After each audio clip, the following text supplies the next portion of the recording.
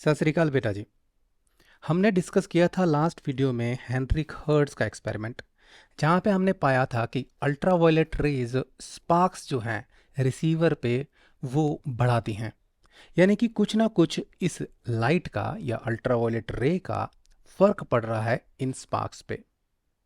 अब इनके जो असिस्टेंट थे, दो फेमस असिस्टेंट, लेनर्ड एंड हॉलवॉच, ये दोनों असिस्टेंट्स ने आगे इस पर काम किया।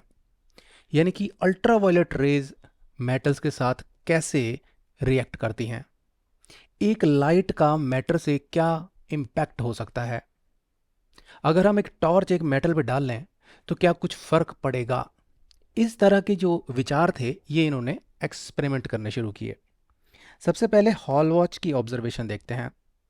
वो क्या करते हैं, एक जिंक की प्लेट ले लेते हैं, उसे डिफरेंटली चार्ज कर देते हैं। नेगेटिवली चार्ज कर दो, न्यूट्रल रखो यानी कि कोई भी चार्ज नहीं, या पॉजिटिव चार्ज रखो। अब वो इस पे अल्ट्रा वायलेट रे, हाँ वही जो हेनरिच हर्ट्ज एक्सपेरिमेंट पर इफेक्ट कर रही हैं स्पार्क्स को, उसी अल्ट्रा वायलेट रे को इस जिंक की प्लेट पे डाला जाता है। तो वो ऑब्जर्व करते हैं कि जब नेगेटिवली चार्ज प्लेट पर डाला गया तो चार्ज कम हो गया, जिंक प्लेट अब उतनी नेगेटिव नहीं रही। फर्स्ट थिंग, जब यही अल्ट्रावायलेट रे न्यूट्रल जिंक प्लेट पे डाली गई तो वो पॉजिटिव हो जाती हैं, यानी कि अपना नेगेटिव चार्ज खो देती हैं। और जब पॉजिटिव कर लेते हैं जिंक प्लेट को और फिर अल्ट्रावायलेट रे उस पर स्ट्राइक की जाती है तो देखा गया पॉजिटिव चार्ज बढ़ गया। तो इन तीनों एग्जांपल्स को अगर आप गौर करें तो यहां क्या हो रहा है, पहले केस में नेगेटिव चार्ज कम हो जा रहा है, सेकंड केस में भी तो वही हो रहा है, नेगेटिव चार्ज कम हो रहा है इसलिए पॉजिटिव रह जा रहा है, और थर्ड में क्या हो रहा है, पॉजिटिव चार्ज बढ़ जा रहा है, या हम कह सकते हैं नेगेटिव चार्ज कम हो रहा है। उन्होंने कंक्लूजन निकाला कि अगर हम जिंक प्लेट ले रहे हैं और उस पर अल्ट्रावायलेट रे डाल रहे हैं तो उसका नेगेटिव चार्ज कम हो जा रहा है। The second important thing is photo current. अब ये दोनों क्या करते हैं, यही जिंक की प्लेट ले लीजिए जो नेगेटिव हो जा रही है, इसका नेगेटिव चार्ज कहीं चला जा रहा है, तो इन्होंने क्या किया, दूसरी तरफ एक और प्लेट रख दी, उस प्लेट को पॉजिटिव या एनोड कह लीजिए और जिंक को नेगेटिव या कैथोड कह लीजिए। यानी कि ये नेगेटिव टर्मिनल से लगा दी गई और positive plate positive terminal of battery से लगा दी गई। अब जो हमारे पास घरों में बैटरीज होती हैं उससे को कुछ फर्क नहीं पड़ने वाला, बट अगर हम हाई वोल्टेज अप्लाई करते हैं, बहुत हाई वोल्टेज इसको दें प्लेट्स को जो बिल्कुल पास रखी हैं, तो ये ऑब्जर्व करते हैं कि सर्किट में करंट बहना शुरू हो जाता है, देयर इज समथिंग मूविंग। और हॉल वॉच का एक्सपेरिमेंट याद कीजिए, नेगेटिव चीज ही मूव हो रही होगी, क्योंकि again you can check this zinc plate and it would have lost negative charge. अब ये जो जब एक्सपेरिमेंट्स हो रहे हैं उस टाइम तक इलेक्ट्रॉन की डिस्कवरी नहीं हुई है। फिर आते हैं हमारे साइंटिस्ट थॉमसन, जो ये सिद्ध कर देते हैं कि जो कैथोड रे ट्यूब है उसमें इलेक्ट्रॉन जा रहा है कैथोड से एनोड की तरफ। So now they know that electrons are moving. ये जो येलो कलर का डॉट बनाया गया है, ये जो मूवमेंट हो रही है ये इलेक्ट्रॉन की मूवमेंट है। Electron is coming from cathode and going into anode, और इसके कारण ही सर्किट में करंट आया। तो they are also getting confirmations from other scientists. अब हमारे पास एक सर्किट आ गया है जहां पर करंट फ्लो हो रहा है, तो what they try to do is they experiment with different type of light. ये तो अल्ट्रावायलेट लाइट है, इससे ज़्यादा एनर्जी की लाइट ले आते हैं, इससे कम एनर्जी की लाइट ले आते हैं, रेड लाइट डालें तो क्या होगा, येलो डालें तो क्या होगा, और लाइट की इंटेंसिटी यानी कि जैसे ब्राइट कर दें रेड लाइट को तो क्या होगा, येलो को और ब्राइट कर दें तो क्या होगा, डिम कर दें उसकी इंटेंसिटी कम कर दें तो क्या होगा। इस तरह के एक्सपेरिमेंट्स और ऑब्जर्वेशन इन्होंने करनी चाहिए। तो इस तरह से ये अपनी ऑब्जर्वेशन स्टार्ट करते हैं, जो अब हम एक सिंपल एग्जांपल से समझेंगे। अब ये कॉन्सेप्ट समझने के लिए, ऑब्जर्वेशन समझने के लिए हम कुछ एग्जाम्पल ले रहे हैं, अपना कुछ एग्जाम्पल हम यहाँ पर बना रहे हैं। यहाँ पर एक मेटल प्लेट ले ली गई है जिस पर हम डिफरेंट फ्रीक्वेंसीज की लाइट डालेंगे। हम विजिबल स्पेक्ट्रम में ही समझते हैं, यानी कि जो हमारे कलर दिखते हैं Roy G B I V, उन्हीं कलर्स में हम मान रहे हैं कि वही कलर्स हमारे पास उपलब्ध हैं और वो लाइट्स डिफरेंट डिफरेंट फ्रीक्वेंसी की हम इस प्लेट पर डालते हैं और हम ऑब्जर्व करते हैं ये मेटल कैसा बिहेव करता है उसी सर्किट में। तो चलिए इस एग्जाम्पल से समझते हैं हम व्हाट आर देयर ऑब्जर्वेशंस। तो यहाँ देखिए हमने ये डिफरेंट कलर्स की लाइट डाली है और हम ये ऑब्जर्व कर रहे हैं कि फोटो करंट आ रहा है कि नहीं।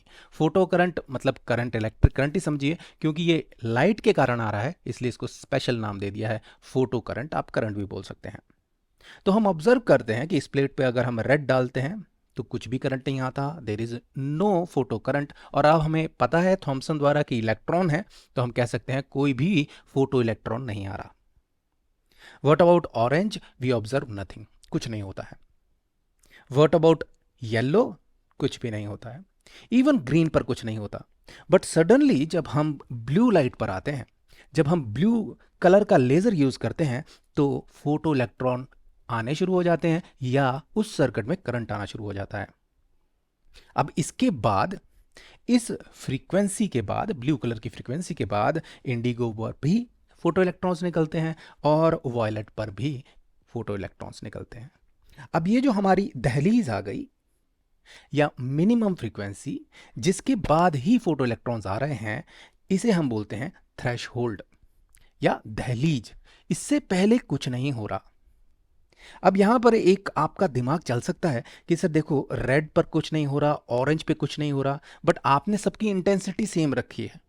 क्यों ना हम ये करें कि रेड कलर की या ऑरेंज कलर की या येलो कलर की इंटेंसिटी बढ़ा दें। क्या पता उससे हमें फोटो इलेक्ट्रॉन्स या करंट मिल जाए, हमें जाने की जरूरत ना पड़े, मिनिमम फ्रीक्वेंसी ब्लू पर जाने की जरूरत ना पड़े, उससे पहले ही हम इलेक्ट्रॉन्स निकाल लें। तो हम ये जब करके देखते हैं तो हम फेल होते हैं।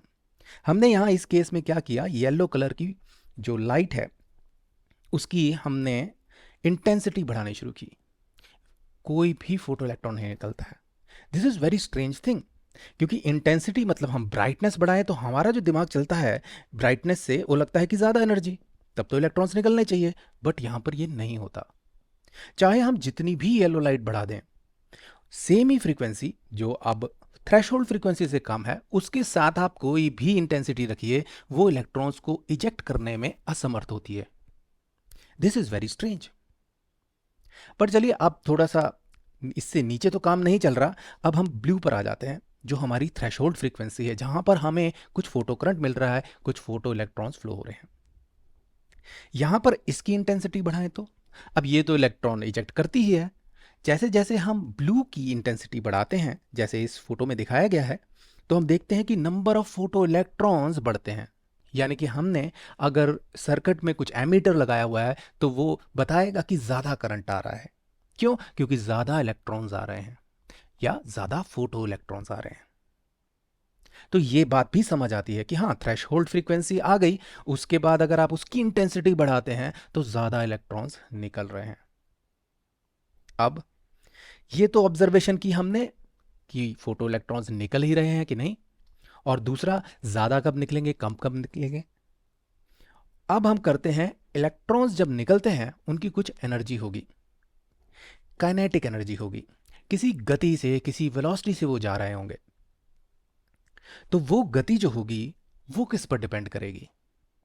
तो इस मेटल पर जब हम थ्रेशोल्ड फ्रीक्वेंसी ब्लू कलर की लाइट डालते हैं तो लगभग ना के बराबर काइनेटिक एनर्जी बनती है।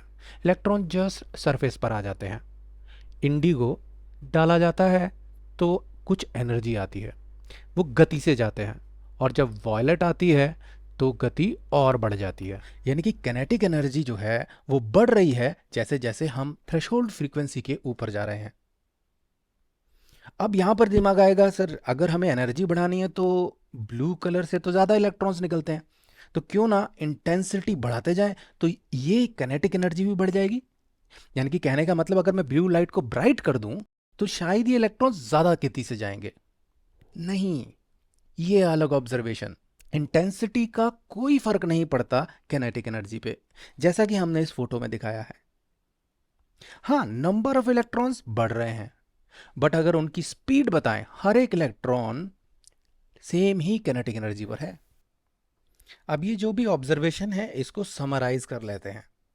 देखिए, इलेक्ट्रॉन तभी एमिट हो रहे हैं जब हम थ्रेशोल्ड फ्रीक्वेंसी की लाइट ला रहे हैं। उससे पहले या थ्रेशोल्ड फ्रीक्वेंसी से कम कोई भी लाइट हो, आप जो भी कॉम्बिनेशन इंटेंसिटी का रखें, कुछ नहीं होगा, कोई फोटो इलेक्ट्रॉन एमिट नहीं होगा। अब हम थ्रेशोल्ड फ्रीक्वेंसी से ऊपर जाते हैं, ज़्यादा एनर्जी की लाइट लाते हैं, तो हम देखते हैं किनेटिक एनर्जी इलेक्ट्रॉन की उसी तरह बढ़ती है।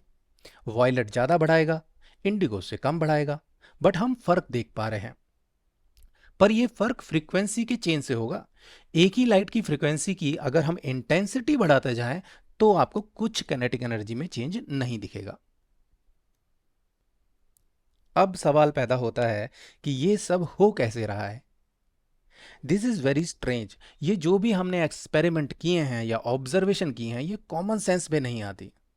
क्योंकि मुझे लगता था, देखिए, जैसे लाइट, रेड लाइट ज़्यादा डालेंगे तो इलेक्ट्रॉन्स निकलने चाहिए। अगर ब्लू लाइट में इलेक्ट्रॉन इजेक्ट हो रहे हैं, अगर मैं उसकी इंटेंसिटी बढ़ाऊं तो इलेक्ट्रॉन फास्ट निकलने चाहिए, उनकी किनेटिक एनर्जी ज़्यादा होनी चाहिए।